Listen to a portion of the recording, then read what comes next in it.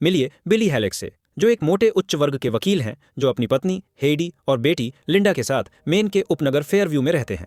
हर सुबह बिली अपना वजन मापता है और अपने वजन घटाने के प्रशिक्षण कार्यक्रम के एक भाग के रूप में हेडी को ट्रैक करने देता है। हेडी अपने पति के आहार को सख्ती से नियंत्रित करती है, जिससे वह असहज हो जाता है और उसका खाना खाने के लिए अनिच्छुक हो जाता है। अदालत में एक बचाव के रास्ते से बिली एक इतालवी भूमिगत माफिया रिची को हत्या से मुक्त कराता है। फिर एक शानदार कश्ती में उसका अच्छा इलाज किया जाता है और रिची कहता है कि वह इस काम के लिए बिली का ऋणी है। काम के बाद बिली अपने करीबी दोस्तों जज कैरी और पुलिस प्रमुख डंकन के साथ बातचीत के लिए जाता है, जबकि वे सभी जिप्सियों के प्रति तिरस्कार की भावना रखते हैं जो वर्तमान में शहर में एक कार्निवल चलाते हैं। उस रात जोड़े को जीत के लिए उनकी कंपनी द्वारा आयोजित एक शानदार पार्टी में आमंत्रित किया जाता है। हेडी को बिली को बहुत अधिक खाने से रोकना पड़ता है। दोनों पार्टी से उम्मीद से पहले ही निकल जाते हैं। गाड़ी चलाते समय हेडी बिली को याद दिलाती है कि उसका जीवन केवल खाने के बारे में नहीं है। फिर वह बिली को कार में कुछ मौज मस्ती करने में मदद करती है।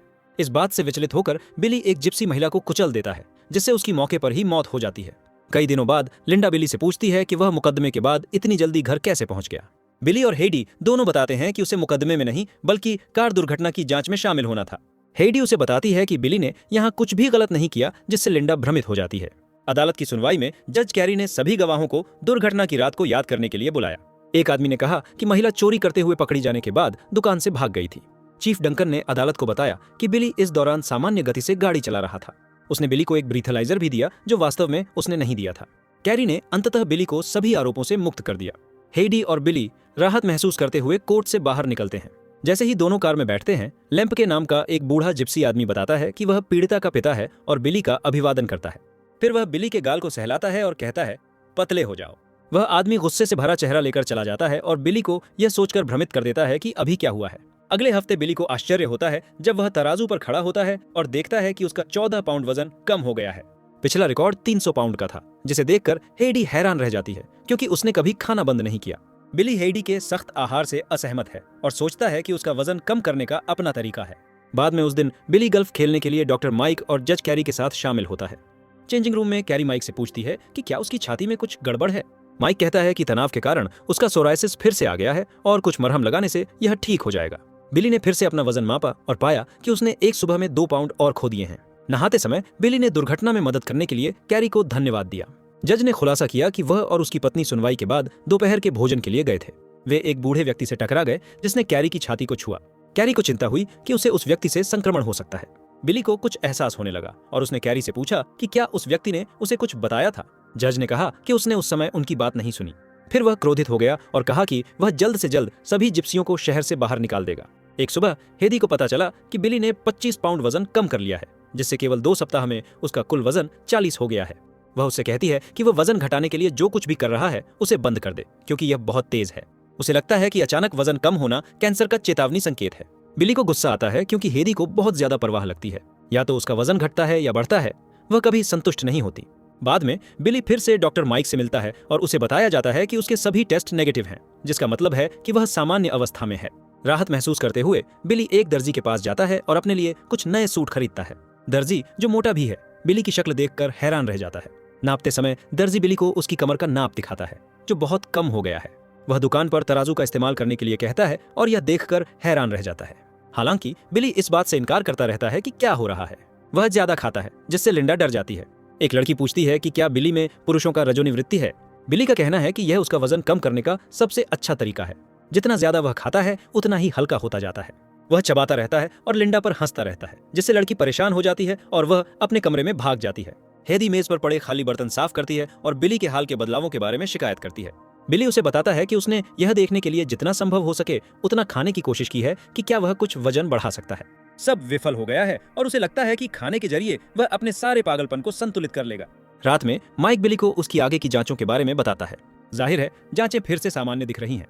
माइक बिली को दूसरे क्लिनिक में ले जाता है, यह देखने के लिए कि शायद उसे कोई और समस्या है या नहीं। बिली ने कैरी की पत्नी को अकेले खाना खाते हुए देखा, लेकिन माइक ने कहा कि कैरी अपनी बहन के लिए शहर छोड़कर चला गया है। हालांकि बिली जानता है कि कैरी का कोई भाई बहन नहीं है। बाद में बिली कैरी से उसके घर पर मिलने का फैसला करता है। पत्नी उसे अंदर आने से मना कर देती है, लेकिन बिली यह पूछने में सफल हो जाता है कि क्या कैरी ने हाल ही में अपना वजन कम किया है। कैरी की पत्नी घबरा जाती है और पूछती है कि क्या बिली उस बूढ़े जिप्सी आदमी से मिला है। वह बताती है कि लेमके ने जज को भी छुआ और फुसफुसाया, छिपकली।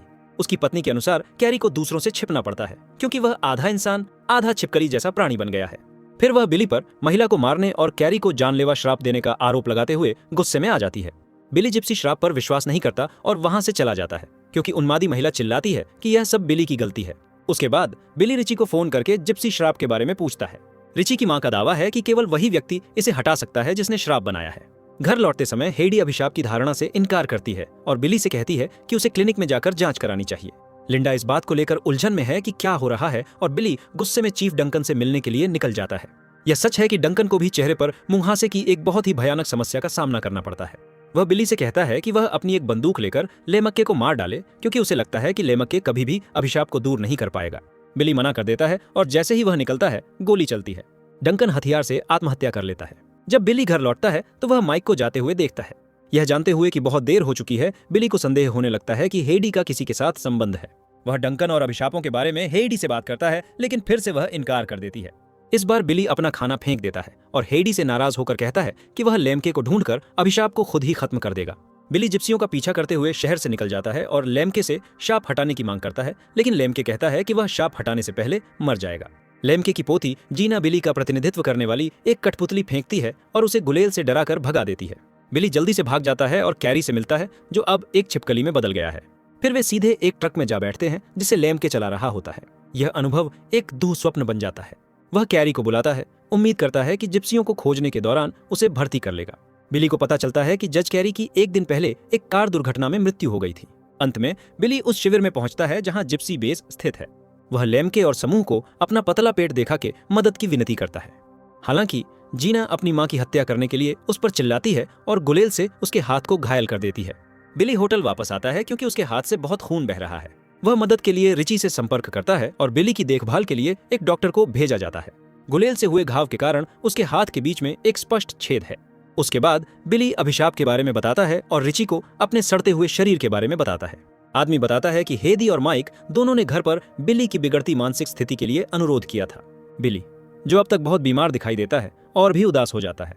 रिची अगले दिन जिप्सियों पर जासूसी करने के लिए एक आदमी को भेजने का फैसला करता है। हालांकि बिली और रिची को जिप्सी समूह से जवाब के रूप में उस आदमी की लाश मिलती है। अब जब रिची को बहुत हो गया है तो वह किसी भी कीमत पर समूह को नष्ट कर देगा। वह कार्निवल में आता है और समूह पर गोलीबारी शुरू कर देता है, जिसमें अंततः एक जिप्सी जीना का पति मारा जाता है। अगले दिन रिची एक FBI एजेंट के रूप में प्रच्छन्न होता है जो जीना को एक परित्यक्त खलिहान में अपने पीछे चलने के लिए फुसलाता है। रिची जीना पर एसिड के जार से हमला करता है और उसे गोली मारने ही वाला होता है कि बिली आ जाता है और रिची को रुकने के लिए कहता है। अब वह बस इतना चाहता है कि लोगों को न मार के अभिशाप को हटा दे। रिची सहमत हो जाता है और उसे लेमक्के को बिली से पास के लाइट हाउस में मिलने के लिए कहता है। नियत समय पर लेमके बिली से मिलता है जो वजन कम होने से मर रहा है। लेमके बिली को एक पाई देता है और फिर अपना हाथ काट लेता है, जिससे पाई में अभिशाप युक्त अपना खून गिरता है। लेमके उसे बताता है कि अभिशाप को केवल पाई का कुछ हिस्सा किसी अनजान व्यक्ति को खिलाकर ही हटाया जा सकता है। अभिशप्त पाई के साथ घर लौटने से पहले बिली पहले लिंडा को फोन करता है और उसे दूर जाने के लिए कहता है। उसे किसी रिश्तेदार के यहाँ रहने के लिए कहता है। वह समझाता है कि उसे हेदी से निजी तौर पर बात करने की जरूरत है। उस रात बिली घर जाता है और अपनी पत्नी को उसके प्रेम संबंध की सजा के तौर पर पाई खिलाता है। अगली सुबह बिली उठता है और लगता है कि उसका वजन बढ़ गया है। वह पाता है कि हेदी पहले ही मर चुकी है और उसका शरीर सड़ रहा है। जब वह नीचे जाता है तो उसे पता चलता है कि लिंडा जल्दी घर लौट आई है और उसने कुछ पाई खा ली है। बिली दुख से त्रस्त हो जाता है और पाई का इस्तेमाल करके आत्महत्या करने लगता है, लेकिन अचानक उसे दरवाजे की घंटी सुनाई देती है। माइक सामने के दरवाजे पर है। बिली उसे पाई के लिए अंदर बुलाता है और एक रहस्यमयी मुस्कान के साथ धीरे धीरे उसके पीछे दरवाजा बंद कर देता है और फिल्म यहीं खत्म हो जाती है।